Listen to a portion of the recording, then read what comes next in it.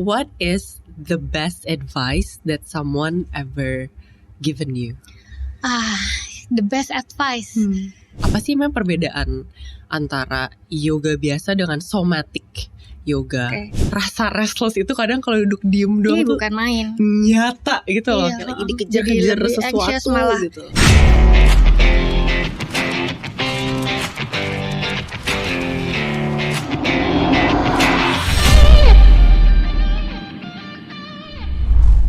Hai Dashers, selamat bergabung kembali di Easy Pace Podcast persembahan dari Dashboard. Dan hari ini kamu akan ditemani oleh aku, Sabrina.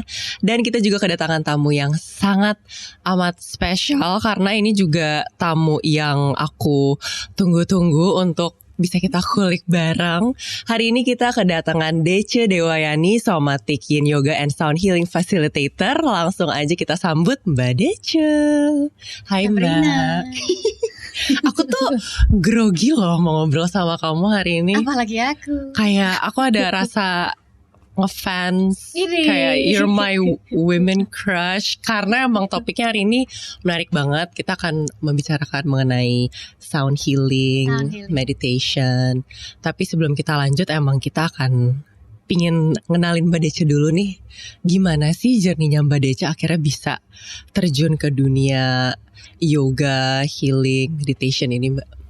Apa ya awalnya ya? Aku tuh kalau ditanya suka, karena kan bergulung sendiri gitu ya. Mulainya tuh di mana? Kayaknya perjalanannya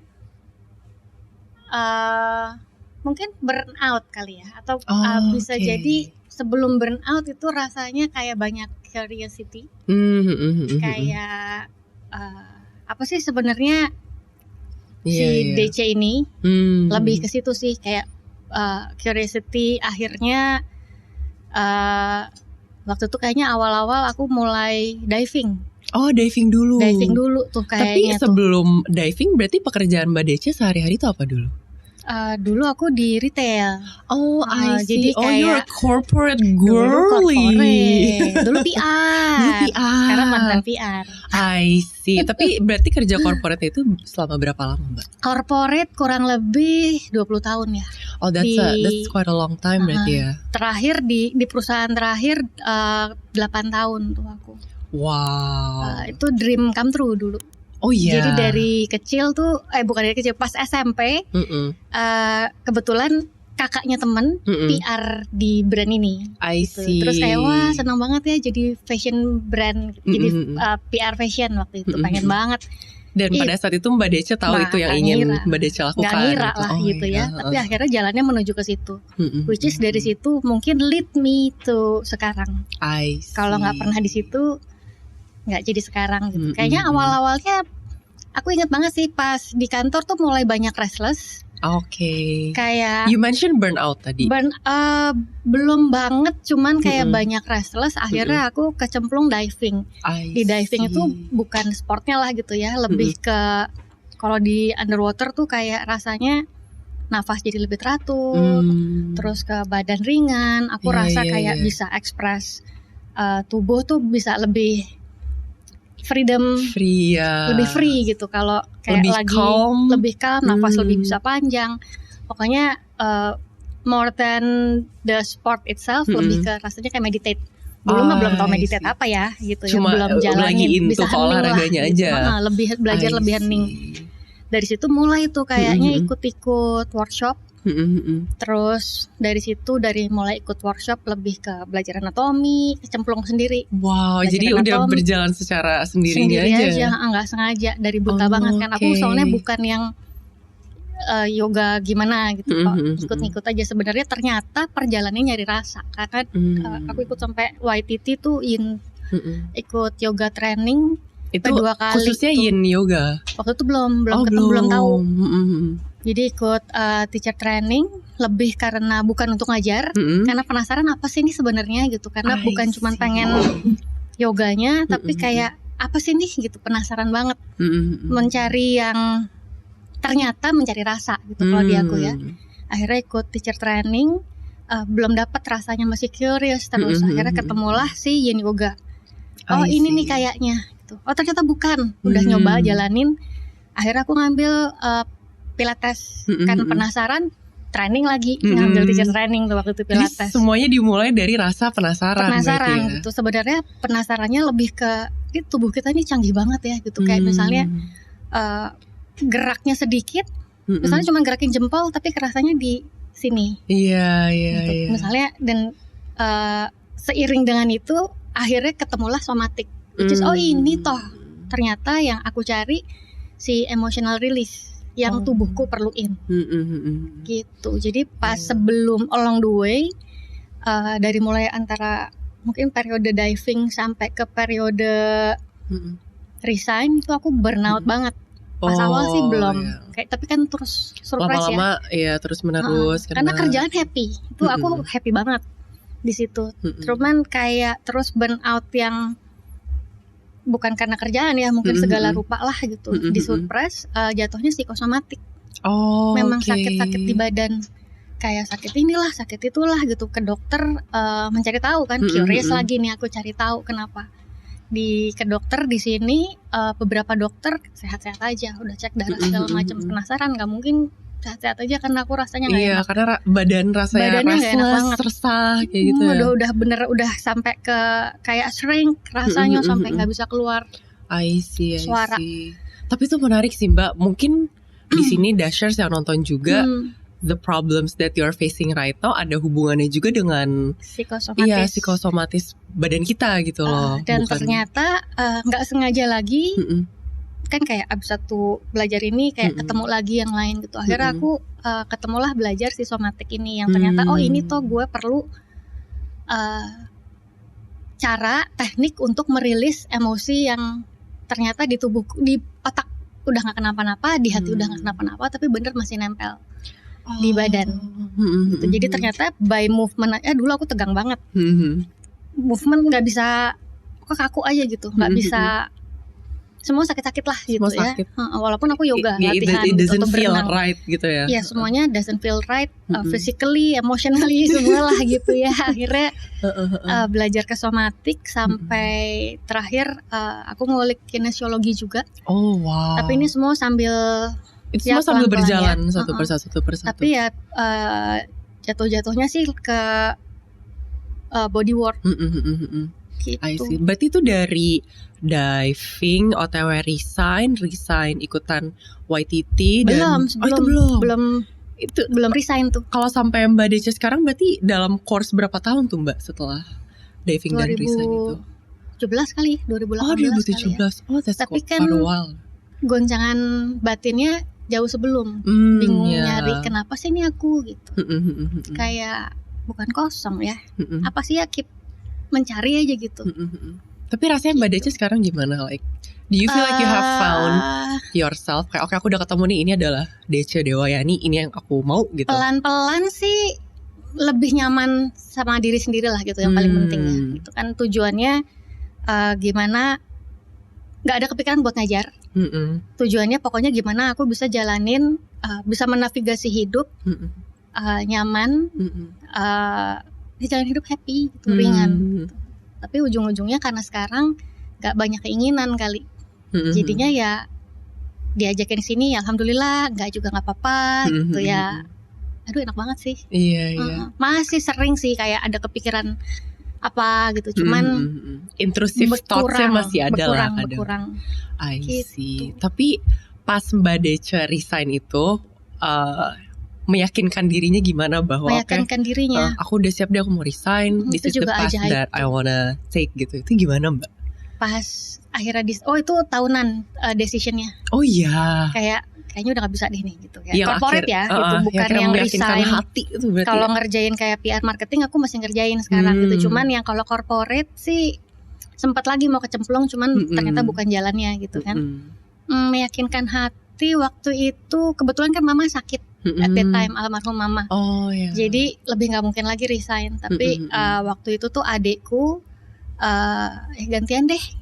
Gitu. Aku di waktu itu sempat resign juga, sabbatical setahun adekku. Terus ya kita same jalanin, alhamdulillah journeying bareng ya. Terus akhirnya dia pamit gitu ya, dah mau dong gantian ya bakti, bukannya pokoknya di rumah kan kita sama-sama gitu kan ya, bertiga lah gitu sama ibuku waktu itu. Akhirnya pas adikku bilang ya udah gantian dong gitu, ya udah kalau misalnya pas banget nih gue mau resign, dia mau take over semua. Tadinya kan kita bareng, kalau sendiri kan lain cerita ya, mesti betul. dengan keinginan dia sendiri gitu ya. Ya udah easy aja gitu, akhirnya resign deh tuh waktu itu. Gampang banget, ringan banget, nggak tahu mau ngapain. Udah kayak udah aja resign aja. Iya, udah aja resign. Nggak tahu mau ngapain, nggak tahu asli. Mungkin ini bisa menginspirasi kalian. Tapi bukan nggak pakai planning ya. Iya, jangan. Tentu ada planningnya juga ya, berarti gitu, ya. ada planning gitu. Cuman ya waktu itu udah aja. Setelah itu kayaknya dimulai yang bener-bener belajar fokus going inward. Habis itu aku sempat ke Bali. Berarti yoga teacher trainingnya tuh di Bali? Enggak, waktu yoga teacher training aku sempat ngambil di Jakarta sama online waktu itu dari India.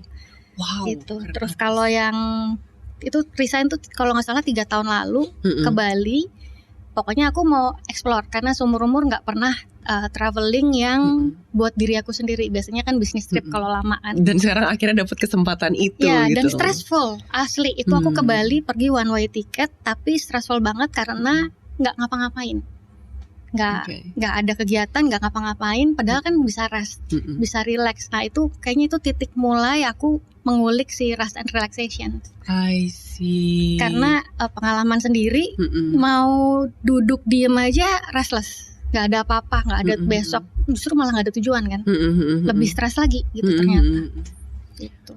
Sampai kalau ya alhamdulillah sekarang aku diem aja malah lebih happy ya. Gitu, cuman diem aja gitu. Ya karena kayaknya perjalanan Mbak Dece ini tuh sesuatu yang orang-orang banyak bisa relate gitu loh. Aku yakin di sini mungkin yang masih harus kerja kantoran atau suka yoga juga tapi masih ada A, B, C, D, E, F, G yang harus dijalanin tuh, rasa restless itu kadang kalau duduk diem doang tuh bukan main, nyata gitu loh. Kayak lagi dikejar-kejar sesuatu malah, gitu. Jatuhnya kan kayak surprise, malah cari kegiatan terus eksternal aja. Waktu yang saat itu tuh aku kayak di sana kayak nyari belajar gambar lah, melukis lah. Wah pokoknya setiap hari kalau bisa sibuk. Kalau nggak sibuk aku anxious, malah keluar tuh anxious. Gitu. Akhirnya pas saat itu ketemulah bukan disuruh, temanku punya paket sound healing. Dia males pakai, suruh coba. Itu emang ini jalannya gitu ya. Orangnya sih udah nggak tahu kemana sekarang tuh temanku tuh. Dia suruh coba, akhirnya aku cobain, loh kok aneh ya gitu. Si restless ini within only 1 hour sound healing, aku kok enak banget, tenang banget, cepet banget bisa dropping in, cepet banget bisa konsen, cepet banget bisa nggak restless, nafas jadi enteng, terus aneh kan di tubuh nih, kok bisa gini ya. Sementara dari kemarin tuh lagi banyak anxious karena diem. Kok ini diem yang ini diem enak nih, menenangkan gitu. Bukan cuma physically ya, ternyata ajaib deh, ajaib banget waktu itu ya. Berarti itu adalah titik kayaknya cinta tuh dengan sound healing tuh mulai dari situ terajaib-ajaib tuh. Udah gitu nyobain lagi ke yang lain. Kok tiap kali pengalamannya beda-beda. Itu juga ajaib. Terus akhirnya entah gimana kan, biasa kalau Instagram kan semua yang dalam hati aja dia tiba-tiba suka muncul, walaupun kita nggak pernah ngucap. Muncullah terus si guruku ini di Instagram, Shervin Bolorian gitu. Dia apa gua ikut ya gitu. Ya udah akhirnya waktu itu aku lagi ngambil Reiki di situ. Jadi nggak bisa ikut yang Shervin. Singkat cerita aku decide untuk ikut deh. Gitu. Iya, jadi bener perjalanannya ajaib banget ya. Kalau misalnya teman Mbak Dece waktu itu tidak menawarkan kelas sound healing, would you ever pernah denger know about sound healing? Gak pernah denger. All? Wow, terima kasih teman yang Mbak Dece. Iya, thank you banget. Tapi looking back, memang dari SD, SMP, SMA aku seneng main instrumen.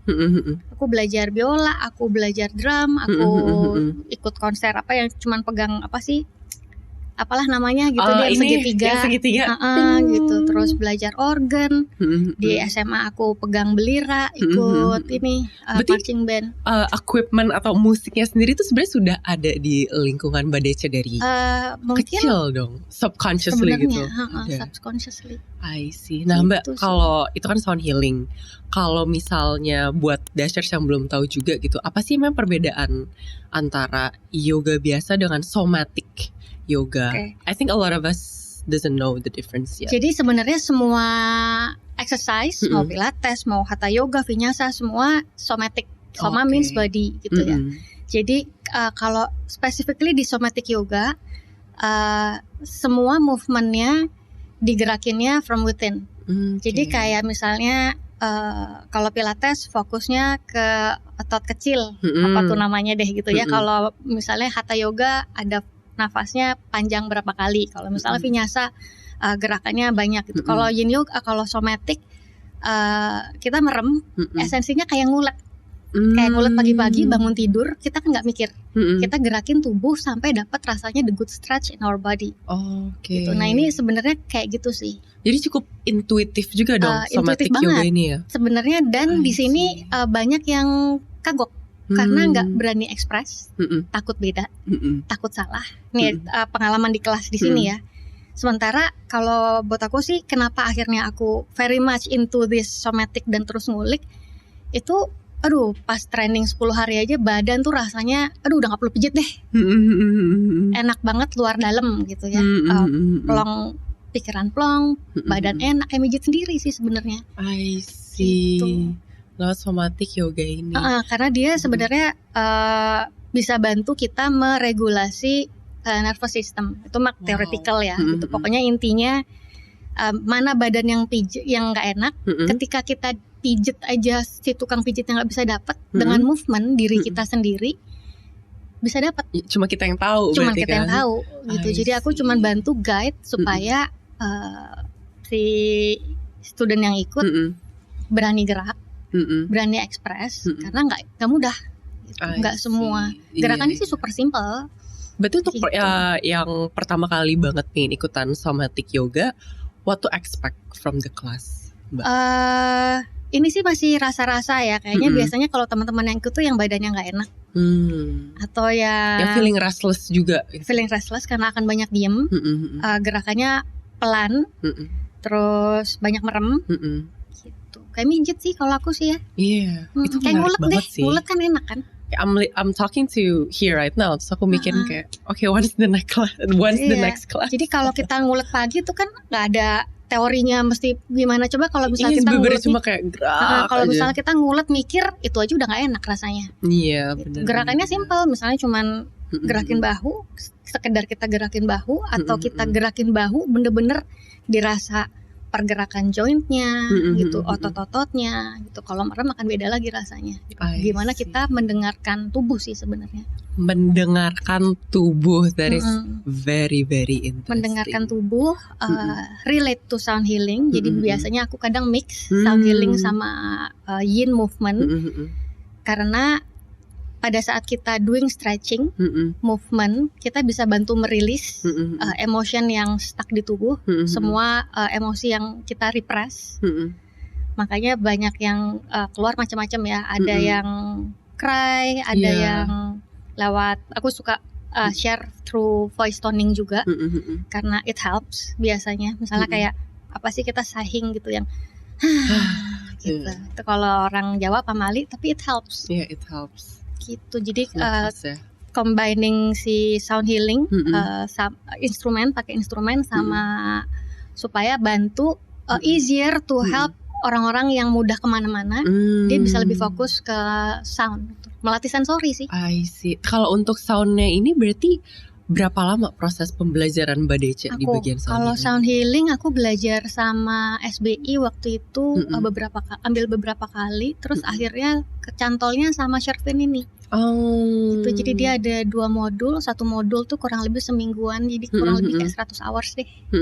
Tapi setelah itu ada mandatory giving 40 hours sama mandatory receive 10 hours. yang benar-benar bantu ngerasa, karena kan bukan cuma mainin ya gitu. Kalau menurut aku sound healing itu, mengutip kata teman baikku, sound healing itu kayak 30% performing, tapi 70% kita sharing empathy. Oh ya, itu menarik makanya banget sih. Kerasa yang bikin yang nangis sedih kan apa ya, bingung juga ya, emitting energy, the vibration gitu kali ya, nyampe. Kurang lebih gitu sih. Iya sih, karena aku rasa kalau misalnya sound healing itu pas aku ngelihat kelasnya Mbak Dece, it looks, it feels, it sounds very very peaceful soothing. Gitu loh. Iya, soothing banget. Kayaknya kalaupun dengerin soundnya aja tuh udah bisa yang tenang. Dengerin suara kamu juga soothing. Beneran. Aku malu. Iya. Gitu.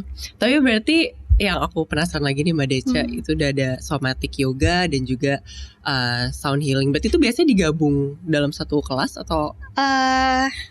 Nih, ini juga pembelajaran aku untuk expressing my creativity yang selama ini mendem. Oke.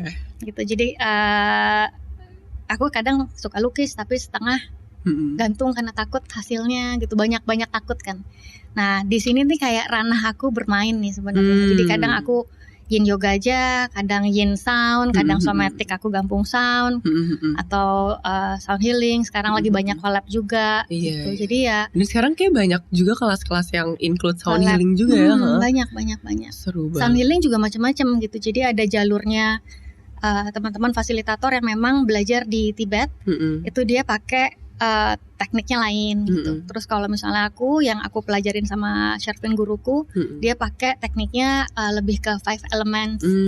Jadi kita memang apa ya, kayak mimicking nature voice, nature sound gitu. I see. Tapi kalau misalnya sekarang Mbak Dece, pasti kan once in a while ada masih feeling restless gak Mbak atau? Oh ya tentulah. What do you do? Like your personal tips for us. Nah ini juga sih sama masih perjalanan rasa gitu ya. Restless masih, ketika restless aku nafas biasanya. Bener-bener cobain nafas, karena kita kan sekarang mau punya teknik tuh banyak banget. Tapi kalau menurut aku gimana caranya kita punya satu teknik yang bisa kita bawa-bawa justru pada saat lagi restless di tengah mall mungkin kita bisa pakai. Gak perlu kita mesti ke sound healing dulu atau ke mana dulu untuk bisa pakai itu teknik gitu kan. Sementara voice sama nafas ini bisa dipakai dimanapun, kapanpun, se-anxious apapun, lagi panic attack pun kita bisa pakai. Gitu. Karena kalau selama perjalanan kan belajar ada pranayama, ada breathwork gitu kan. Cuman ujung-ujungnya yang kepake itu slow deep breathing. Slow deep breathing sama humming, voice, bukan chanting ya. Aku nggak pakai chanting. Aku pernah baca soal humming tuh, ternyata katanya it can help you regulate your nervous system by humming. Is there any specific song atau specific hum gitu that you do? Sebenarnya ada. Jadi dia ada yang namanya kukutama, ada yang namanya kalau di TCM ada yang humming misalnya untuk livers gitu, atau ada macam-macam lah gitu ya. Banyak juga ternyata tipenya ya Mbak ya? Banyak, itu juga dipelajarin. Cuman kan kalau lagi panic attack kita nggak inget tuh semua, boro-boro mau pranayama deh gitu, boro-boro mau teknik apa gitu. Yang penting si slow deep breathing, asli cobain deh. Kalau lagi panic attack udah nggak inget teori semua yang dipelajarin, nggak inget, tapi breathe bisa bantu banget. Iya gitu. sih, ini buat dashers yang kerjaannya mungkin nyerempet burnout culture ya. It's actually a thing now, burnout because of your work. Jadi mungkin ini tips yang bisa kalian pakai juga. Deep breathing kayak gampang tapi perlu exercise. Perlu exercise. Gitu, karena ada teknik sebenarnya. Ada tekniknya. Ada tekniknya. Nah kalau misalnya kalian mau tahu tekniknya, mungkin bisa ikut kelas Mbak Dece. Terima kasih. Silakan. Tapi biasanya kalau Mbak Dece sound healing tuh nggak sendiri ya, apa? Ada partner apa ya kemarin tuh? Kalau yang kemarin aku sekarang lagi collab sama teman, tapi biasanya sih sendiri gitu. Biasanya sendiri. Seru banget ya. Aku penasaran sih Mbak. Jadi kan itu ada singing bowl ya.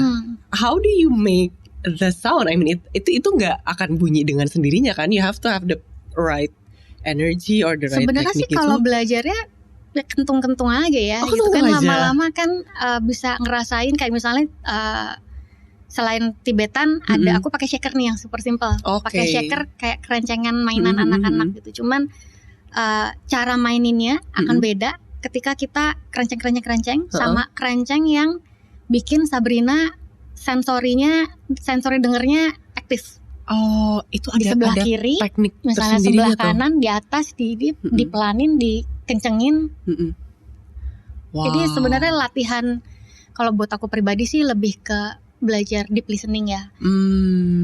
Kalau kita bisa dengerin diri kita sendiri, bisa lihat juga nanti misalnya pas lagi sesi orangnya yang tidur apakah dia terganggu, apakah dia bereaksi sama di kiri, atau aku pas main di kiri di kanan pas kenceng.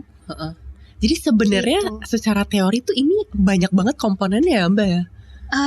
I mean like that. I used to underestimate teori ya, karena perjalanannya memang mencari rasa gitu. Tapi ternyata setelah rasanya dapat, oh si teori yang diajarin itu bukan main pentingnya sih. Gitu. Karena ya semua orang bisa sih, menurut aku. Karena kita kan dari lahir, bukan dari lahir, malah dari womb ibu tuh kita udah denger.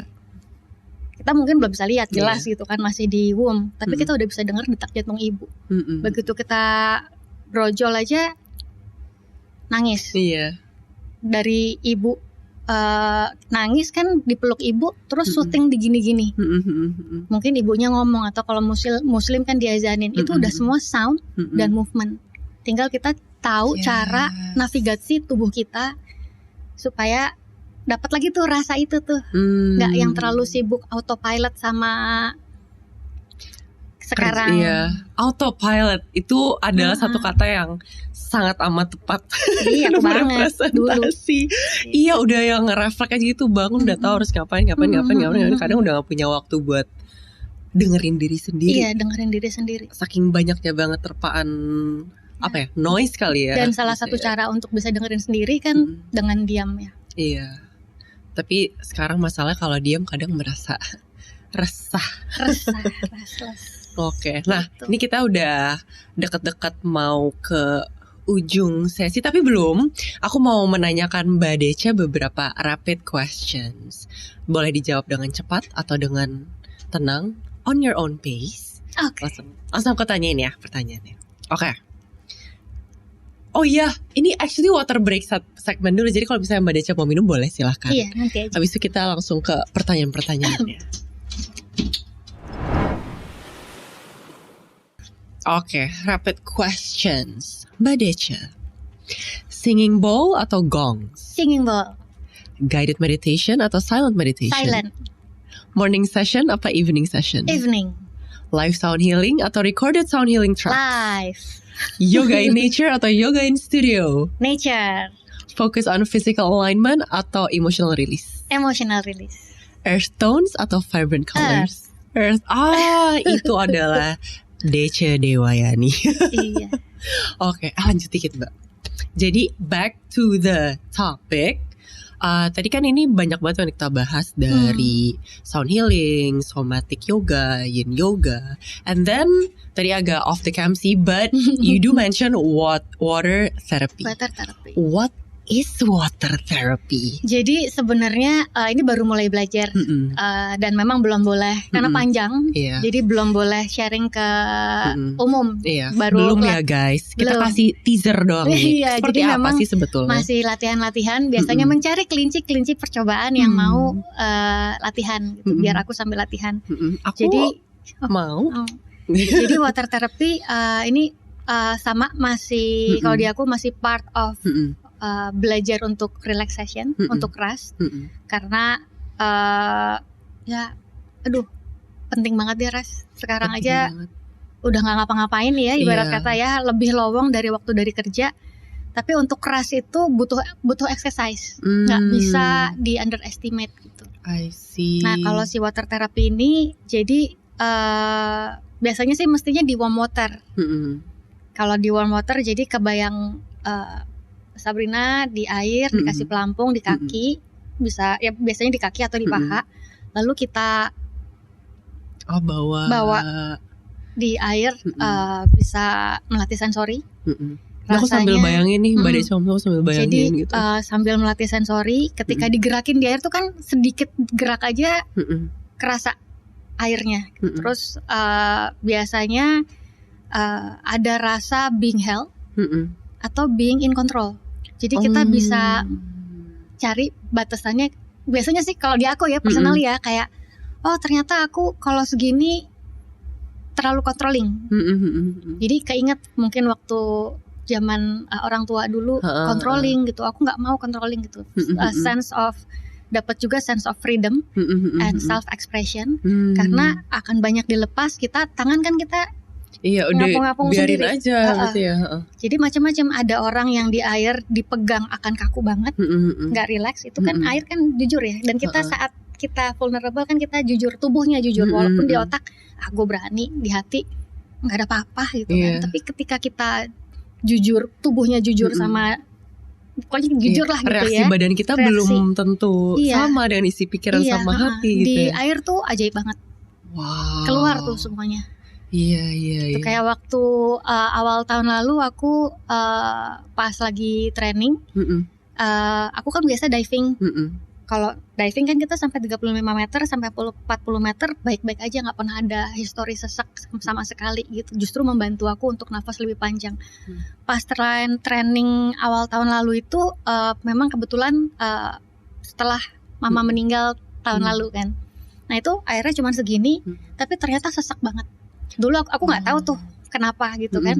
Ternyata setelah dikulik-kulik gitu, dirasa di badan, air itu kan elemen air, kalau sesak nafas itu dia elemennya kan lang itu metal. Air dan metal kan berseberangan. Ketika metal dicemplung dia nggak akan menyatu. Makanya aku sesaknya tuh mungkin karena ada grieving yang nempel di tubuh, belum keluar. Kembali lagi soal rasa ya. Rasa dan reaksi di tubuh ya kalau buat aku ya gitu. Aku belajar tubuhku gitu. Karena kalau biologik ya udah meninggal, aku rasanya sudah ikhlas, sudah move on gitu. Tapi ternyata badannya belum. Jadi pas during training ya keluar semua tuh. Gitu. Aku nggak tahu, waktu itu belum tahu bahwa itu grief. Gitu. Tapi aja di water ini keluar. Jadi ketahuan. Ini kan rasa-rasa ya, we have our own wisdom. Jadi kerasa-rasanya aku nggak bisa bedain grief itu sadness sama anger. Itu yang akhirnya ternyata keluar during session di water. Oh, I see. Gitu. Ini menarik banget sih Mbak, karena kayaknya banyak juga dari kita yang bingung how to tap in with ourselves. Mungkin ada beberapa yang mikir kayak apakah harus riset dari nol, apakah nyari rootsnya gimana gitu loh. Dan dari penjelasan Mbak Desya tadi kayaknya bisa banget membantu untuk lebih emotional release. Emotional release, bener-bener. Ya macam-macam tekniknya ya. Even ketika kita open, mau jujur sama diri sendiri, kita open sama tekniknya. Even water sih profound banget sih menurut aku. Semua sensori dapat soalnya di tubuh gitu. Oh, that's very interesting. Dan seperti being held by our mother, karena banyak di Eong kan. Kayak di Eong gitu.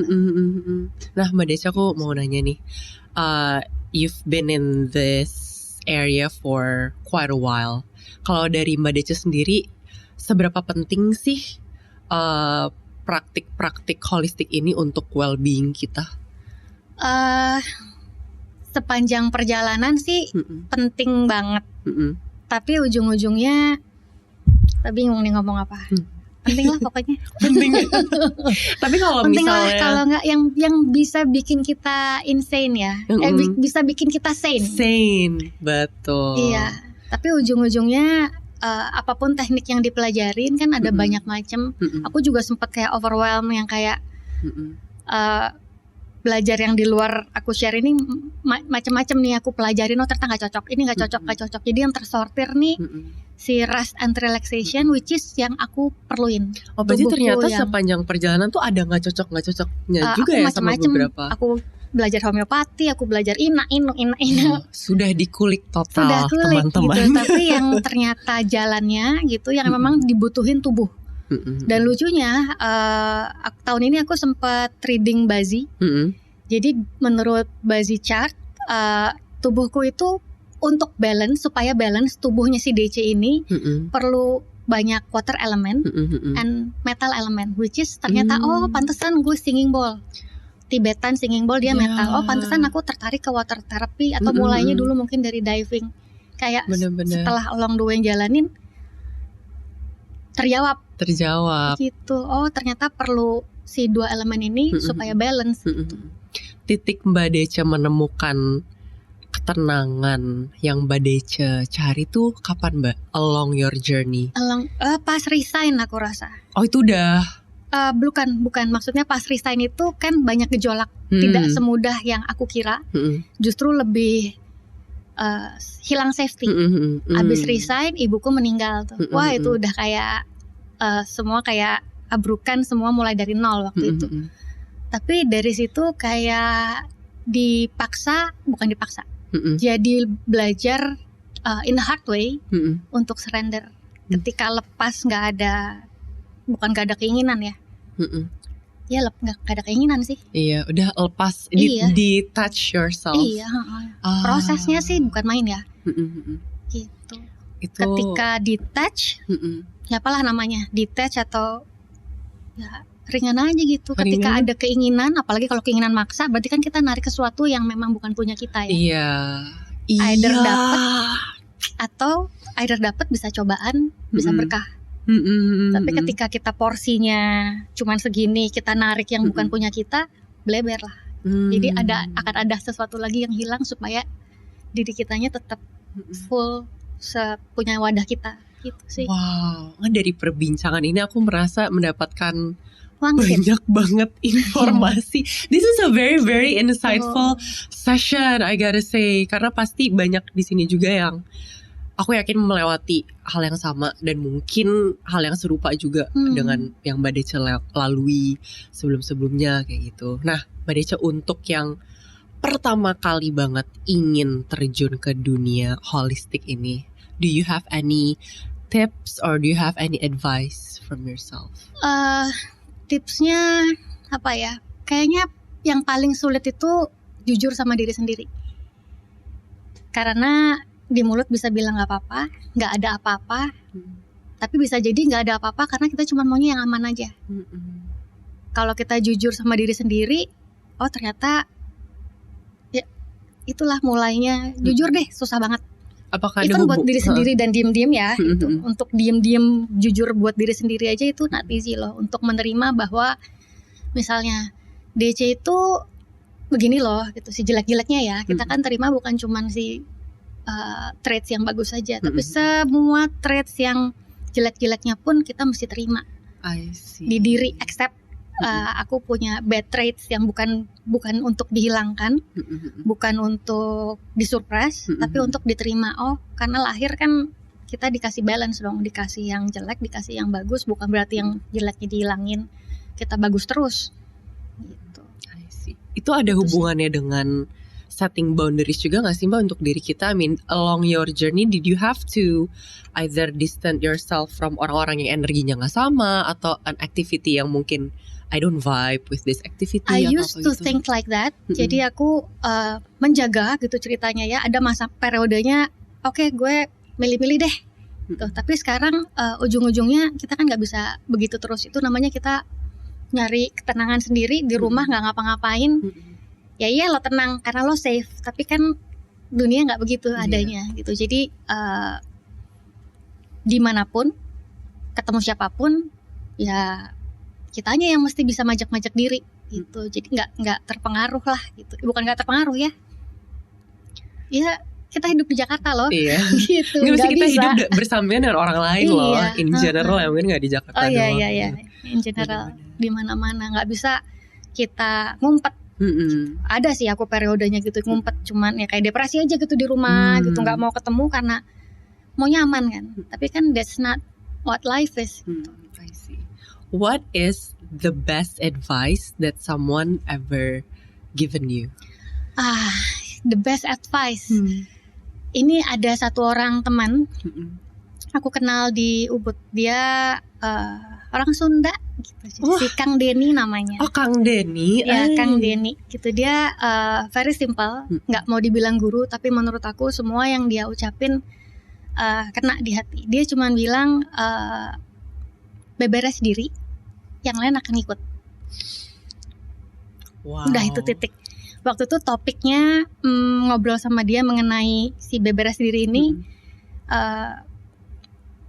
Kita ngajar di Jakarta ya gitu. Aku nggak di studio. Kok sepi terus gitu? Atau mungkin kok adalah challenge memulai karir baru, bukan Betul. karir ya, memulai jalan baru gitu. Tantangannya tetap ada ya, Tetap guys. ada lah gitu, bukan main. Dan ini kan di otak terus di sini. Ketika kita inget di sini, balik lagi ke sini. Nah, kata Kang Denny, dia cuma bilang gitu, ya udah beberes diri aja, nggak usah mikirin yang kayak gitu-gitu. Ketika kitanya ini aja terus di otak kan, sekarang belajar, oh ya nggak apa-apa kalau ada yang daftar aku ngajar, kalau nggak ada yang daftar ya udah happy aja gitu. Wah, itu beberes diri loh. Itu terus inget bukan ngempesin ego ya, ego juga perlu. Ya beberes diri lah pokoknya. Beberes itu sih diri, aku pokoknya kepegang teguh sekarang. Iya, enggak, karena emang pasti ada bersinggungannya sama ego kita juga. Kayak kita udah melewati banyak hal nih. Bukan main. Mana yang deserving buat aku gitu misalnya. Tapi berasa banget ketika kita fokus beberes, itu yang lain datang sendiri kok. Itu bukan beberes untuk mau ada yang datang ya. Tapi emang gitu. Genuinely beberes dari dalam. Dan susah ya, gitu. Nggak, ya susah lah. Itu nggak best, nggak mudah. Itu best advice banget sih. Menurut aku itu sih aku bersyukur banget ya. Datangnya bukan dari guru-guru, justru dari temen ngobrol sekilas. Tapi aku pegang teguh sekarang. Keren banget Mbak Deca. Mbak Deca, thank you. Terima kasih so juga much for joining our session. Thank you. Hari ini semoga bisa menjadi episode yang sangat insightful, menenangkan, soothing. Dan kalau emang misalnya Dashers di sini penasaran dengan Mbak Deca, bisa langsung dicek Instagram Mbak Deca apa ya? Deca Dewayani, DECE. DECE Dewayani. Oke, itulah Dashers bersama Deca Dewayani, Somatic Yin Yoga dan Sound Healing Practitioner. Thank you so much Mbak Deca. Terima kasih banyak. Semoga nanti Dashers bisa nonton episode kita selanjutnya lagi, bisa di channel YouTube dan juga di Spotify Easy Pace Podcast. Thank you so much Dashers. Thank you so much Dashers. Aku tiba-tiba cadel. Thank you so much Dashers, and I'll see you on the next episode.